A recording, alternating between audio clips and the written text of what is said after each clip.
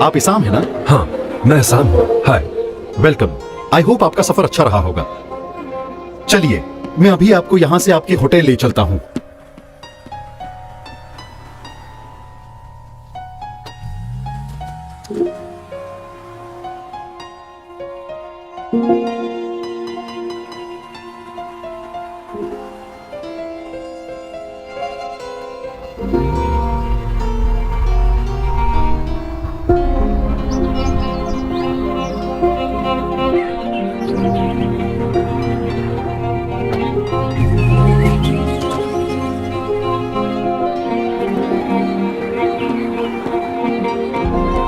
आइए प्लीज, मैं आपको आपका रूम दिखाता हूं।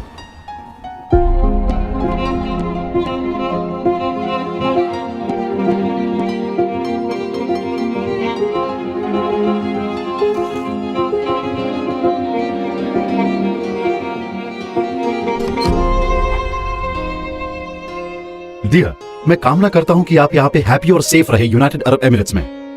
आज आप थोड़ा सा आराम कर लें और कल सुबह मैं आपको पिकअप करूंगा कंपनी के मेन ऑफिस ले जाने के लिए, सारे प्रोसीजर्स और ऑफिशियल डॉक्यूमेंट्स कंप्लीट करने के लिए। Good bye.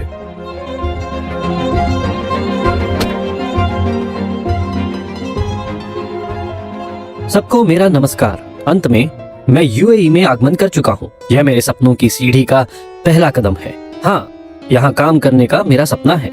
यह मेरे करियर के लिए एक नया अनुभव है। अरे, मैं तो अपने काम के बारे में बताना ही भूल गया। मैं एक इलेक्ट्रिकल इंस्टॉलेशन प्रोफेशनल हूँ और कल मेरे काम का पहला दिन है। पहला कल कुछ आधिकारिक प्रक्रियाओं को पूरा करना है, क्योंकि मैंने अपने देश में काम करने के दस्तावेजों पर दस्तखत किए हैं। मुझे बहुत खुशी है और मैं उम्मीद करता हूँ कि मेरी ये यात्रा में मेरा साथ देंगे। कल फिर मिलेंगे। शुभ रात्रि।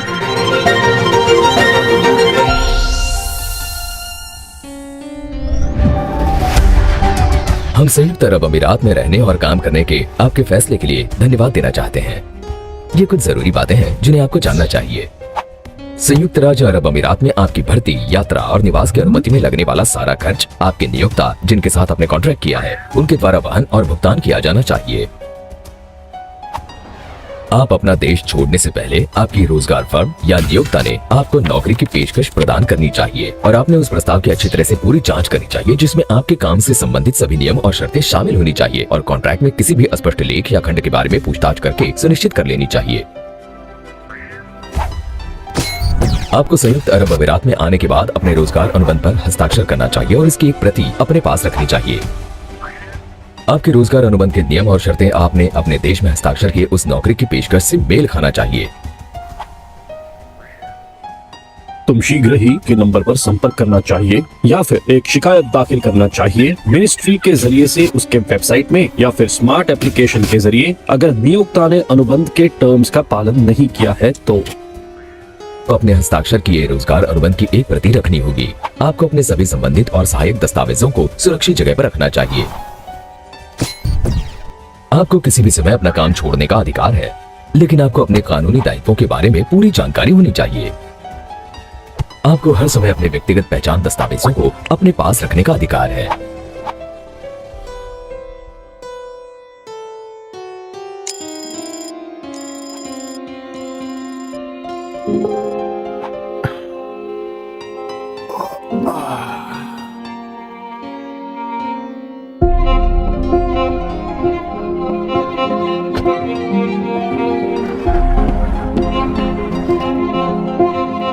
Good morning. Good morning. Hello mister Isam. Mister Rashid, human resource manager, आपसे बस कुछ ही देर में मिलने वाले हैं। आप यहाँ लॉबी में वेट कर सकते हैं। ठीक है। प्लीज बैठिए। Thank you dear. Welcome Isam भाई, आपसे मिलकर खुशी हुई। कंपनी में आपका स्वागत है, आपकी दूसरी फैमिली और आपका दूसरा घर। Hello mister Rashid, thank you for your nice welcome. तो बताओ इसाम, यहाँ रहने का इंतजाम बराबर तो है ना? सच कहूं तो मैंने इतना अच्छा एक्सपेक्ट नहीं किया था। काफी अच्छा था। आज हम तुम्हारे साथ सारे लीगल प्रोसीजर्स खत्म करेंगे और साथ ही साथ हम आज ताजी सेंटर भी जाएंगे। तुम एक अवेयरनेस वीडियो वहां पर देखोगे, उसके बाद तुम अपना कॉन्ट्रैक्ट साइन करना। मैं तैयार हूं। चलो चले।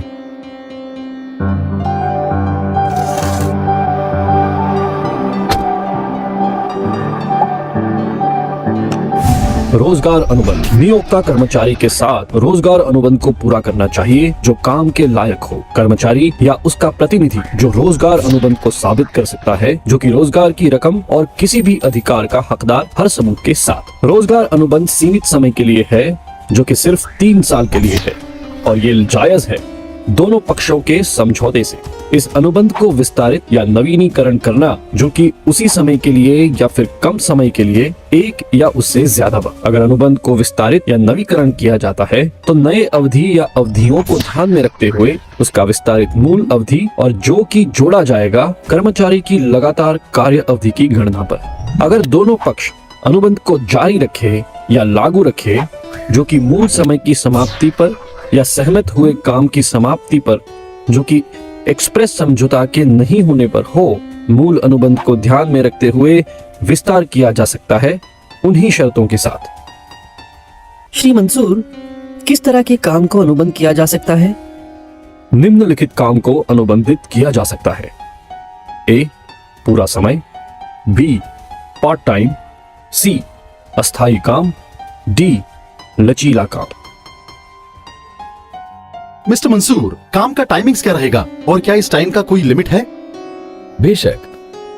अधिक से अधिक साधारण काम का समय कार्यकर्ताओं के लिए 8 घंटे का एक दिन के लिए या 48 घंटे प्रति हफ्ते।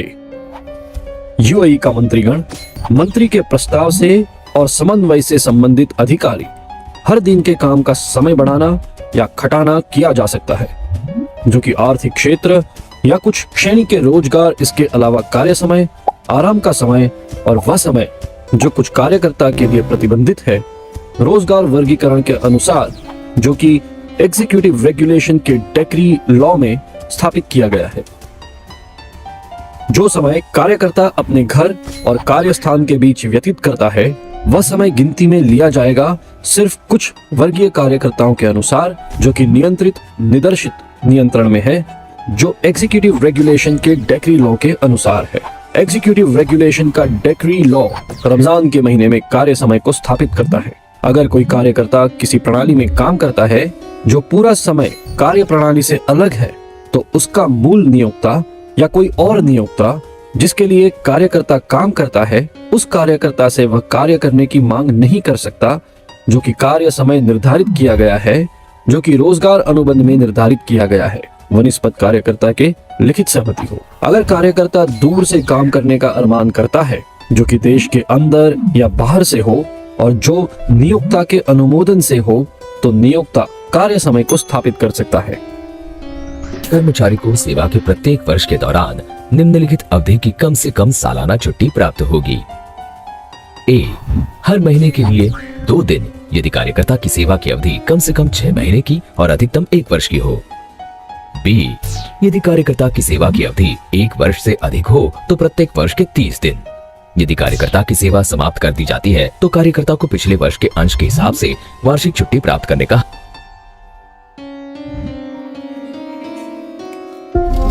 सही बात है, एम्प्लॉयमेंट कॉन्ट्रैक्ट बहुत जरूरी है और हर एक डिटेल पर ध्यान देना चाहिए। जरूरी है कि दोनों पार्टी साइन करने से पहले अग्री करें। हाँ बिल्कुल, आप सही कह रहे हैं। एक एम्प्लॉयर और वर्कर के बीच में सबसे महत्वपूर्ण कॉन्ट्रैक्ट होता है। ये सभी के अधिकारों और कर्तव्य की गारंटी है।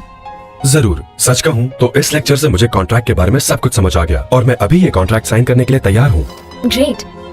और मुझे उम्मीद है कि संयुक्त अरब अमीरात में हमारे साथ आपके करियर के लिए ये एक सफल शुरुआत होगी।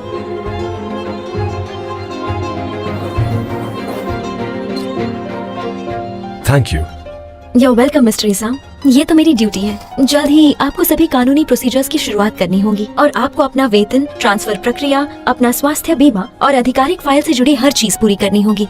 मैं हर चीज के लिए तैयार हूँ, स्पेशली मेरी सैलरी। वैसे एक बात कहूँ, आपको अपनी सैलरी ऑटोमेटेड टेलर मशीन से मिल जाएगी, आसान और सुरक्षित तरीके से, क्योंकि श्रमिकों का वेतन मंत्रालय द्वारा मजदूरी संरक्षण प्रणाली के अधीन है। ठीक है।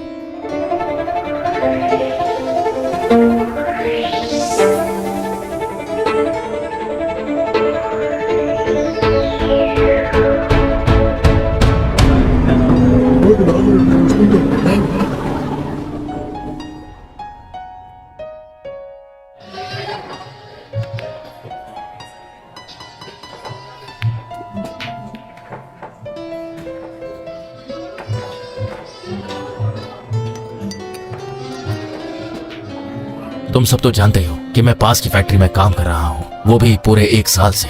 हाँ बिल्कुल, और सच कहूँ तो तुम एक बहुत ही अच्छे वर्कर हो और हमें भी तुम्हारे साथ काम करना था। शुरुआत में मुझे वहाँ पर काम करने बहुत मजा आता था, लेकिन अभी बहुत चीजें बदल गई है और हमें वहाँ पर कभी भी सैलरी टाइम पर नहीं मिलती आजकल। हमेशा लेट करते हैं वो लोग और इस वजह से मैं बहुत परेशान हूँ, मुझे समझ नहीं आ रहा और इसका मेरी लाइफ पर बहुत ही बुरा असर पड़ रहा है। बेचैन होने की कोई जरूरत नहीं मेरे दोस्त। अगर कार्यस्थल पर कोई मुसीबत हो तो आप अपने रोजगार अधिकार का नंबर में बात कर सकते हैं 80060।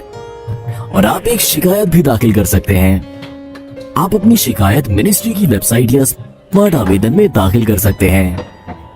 अच्छा काम किया जानिश। एक और भी है जो श्रम अधिकार बीमा प्रणाली है, जो बीमा कंपनी कार्यकर्ता के लिए भुगतान करती है, जो कि नियमित राशि अधिकतर 20,000 दिरहम है, जो कि पॉलिसी के टर्म और कंडीशन के अनुसार है। और हर स्थिति में एक लेबर शिकायत 90 दिनों के अंदर उस तारीख से जिसे नियोक्ता ने उल्लंघन किया है, अगर जुडिशियल ऑर्डर लेबर कोर्ट से प्राप्त किया है। बढ़िया। हाँ, हमेशा मिनिस्ट्री लक्ष्य करती है कि हर एक को कानून के हिसाब से अधिकार मिले। रोजगार अनुबंध का समापन। दोनों पक्ष लिखित में इस समापन पर सहमत हो। अनुबंध के समय की समाप्ति जो कि नियमित है, सिवाय यह विस्तारित या नवीकृत किया गया हो किसी भी एक पक्ष के सहमति से। नियोक्ता के निधन पर अगर अनुबंध का व्यक्ति से रिश्ता हो, कर्मचारी के निधन पर या उसके स्थायी विकलांगता पर। अगर कर्मचारी को सजा हुई तो जो कि 3 महीने से कम ना हो। कार्यस्थल स्थायी रूप से बंद हो जाए। नियोक्ता के व्यापार नुकसान का होने से या कोई और वजह जिससे कार्यस्थल का चलाना मुमकिन न हो। अगर कार्यकर्ता ने निबंधनों को पूरा नहीं किया हो तो जो कि नियोक्ता के वर्क परमिट से बाहर हो। सबको मेरा नमस्कार। हम यहाँ तवजी स्थान पर हैं। कार्यकर्ता के कर्तव्य पर भाषण कुछ देर में शुरू होगा। ईमानदारी से तवजी स्थान की वजह से श्रम कानून को समझना बहुत आसान है। इन स्थानों से आपका हर जवाब अपने काम से संबंधित मिलेगा। और श्री मंसूर आ गए हैं, मैं भाषण के अंत में वापस आ जाऊंगा। कार्यकर्ता को निम्न पालन करना चाहिए। 1. कार्यकर्ता अपना काम स्वयं करे और काम किसी और कर्मचारी या व्यक्ति के हवाले न करे। 2. काम के दौरान अच्छे व्यवहार और नैतिकता का पालन करें और ईमानदार और पेशेवर हो। 3. संरक्षण द्वारा उत्पादन और काम के औजार को अपने हवाले लेना। 4. गोपनीयता को बनाए रखना, जो जानकारी उसे हासिल हुई हो, जो उसे काम से मिली जानकारी हो, जो उसे गोपनीय रखना चाहिए। 5. अपने पास न कोई दस्तावेज या मूल दस्तावेज या इलेक्ट्रॉनिक दस्तावेज नहीं रखना चाहिए। 6. पेशेवर सुरक्षा और स्वास्थ्य के अनुदेश जो कि कार्यस्थल में लागू होती हैं, उसका पालन करना चाहिए। 7. स्वीकृत काम के दिनों में काम करना चाहिए और काम के घंटे जो रोजगार अनुबंध में स्थापित हैं। 8. लगातार काम करना लगन के साथ जो कि कार्यात्मक और पेशेवर कार्य को विकसित करे। 9. नियोक्ता द्वारा दिया गया घर नियमित समय जो कि 30 दिन का है और जो काम छोड़ने पर उसे खाली करना चाहिए। 10. कार्यकर्ता उस देश की कानून का पालन करना चाहिए। 11. कार्यकर्ता किसी भी कारणवश काम को रोकना नहीं चाहिए। 12. कार्यकर्ता किसी कारणवश दूसरों की संपत्ति पर उल्लंघन नहीं करना चाहिए। 13. नशे की चीजों का इस्तेमाल नहीं करना चाहिए। 14. अफवाहें या गलत समाचार फैलाने से रोकना चाहिए। क्या कोई नियोक्ता किसी कर्मचारी को बिना सूचना के नौकरी से निकाल सकता है? नियोक्ता कार्यकर्ता को किसी भी वक्त काम से निकाल सकता है अगर कार्यकर्ता कोई गलती करता है जिसकी वजह से नियोक्ता को कोई बड़ी हानि हो या कर्मचारी ने जानबूझकर नियोक्ता की संपत्ति को नुकसान पहुंचाया हो और जो उसे कबूल करता हो अगर नियोक्ता उसकी जानकारी मिनिस्ट्री को 7 दिन के अंदर इत्तिला दे। अगर कर्मचारी नशे में अपने कार्यस्थल में कोई भी गलती करता है, अगर कर्मचारी अपने स्वयं के लाभ के लिए अपने कार्यस्थल में कोई गलती करता है,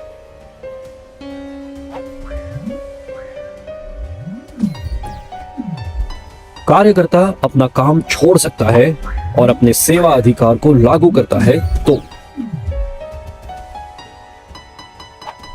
अगर नियोक्ता कार्यकर्ता के अधिकार का उल्लंघन करता है जिसका नियमित समय है 14 दिन जो कि काम छोड़ने पर है। अगर काम के दौरान नियोक्ता अपने कार्यकर्ता पर हिंसा या सताया करता है तो 5 दिन के अंदर उसे मिनिस्ट्री को इत्तला करना चाहिए।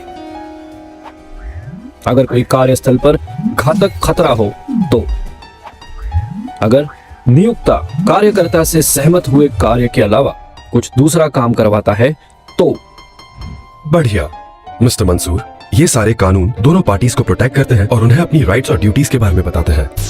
संयुक्त अरब अमीरात अपने सभी कर्मचारियों की रक्षा करने के लिए तत्पर है और इसके लिए यूएई ने कई एजेंसियों की स्थापना की है जिनकी मदद आप ले सकते हो यदि आप ऐसी समस्या से गुजरते हैं। आप मानव संसाधन और अमीरातीकरण मंत्रालय के टोल फ्री नंबर पर कॉल कर सकते हैं।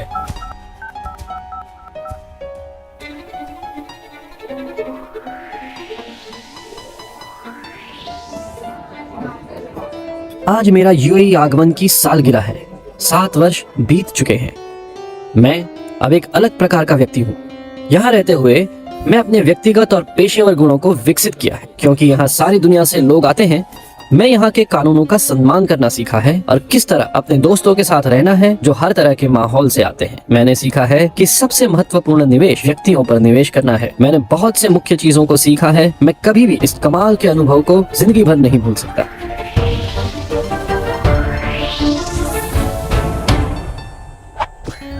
आम प्रावधान 1, नियोक्ता कर्मचारी को काम शुरू करने की तारीख से 6 महीने के अधिक की अवधि के लिए परिवीक्षा पर नियुक्त कर सकता है और नियोक्ता कम से कम 14 दिन पहले लिखित रूप में कर्मचारी को सूचित करने के बाद इस अवधि के दौरान कर्मचारी की सेवा समाप्त कर सकता है।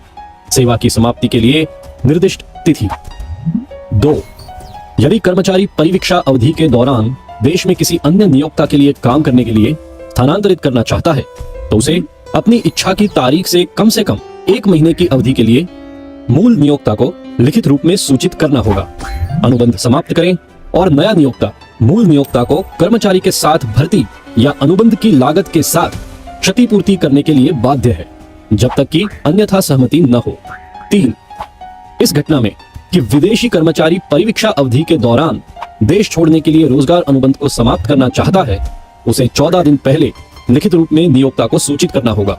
और इस घटना में कि वह देश लौटना चाहता है और प्रस्थान की तारीख से 3 महीने के भीतर एक नया वर्क परमिट प्राप्त करें, नया नियोक्ता इस लेख के खंड 3 में निर्धारित मुआवजे से बाध्य होगा जब तक कि कर्मचारी और मूल नियोक्ता के बीच इसके विपरीत कोई समझौता न हो।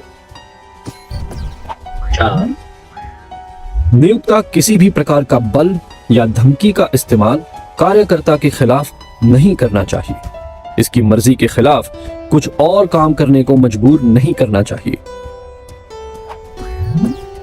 5, कार्यकर्ता के खिलाफ किसी भी प्रकार का यौन उत्पीड़न, बल, गलत शब्द या मारपीट या मानसिक तनाव नियोक्ता को नहीं करना चाहिए। 6, कार्यकर्ता के निधन पर नियोक्ता कार्यकर्ता के परिवार को कोई भी पगार और वित्त सहायता देने पर बद्ध है और कार्य के अंत की ग्रेच्युटी 10 दिनों में देने के लिए बाध्य है। 7, कार्यकर्ता को 1 दिन का छुट्टी प्रदान दिया जाएगा। रोजगार अनुबंध के अंतरित है।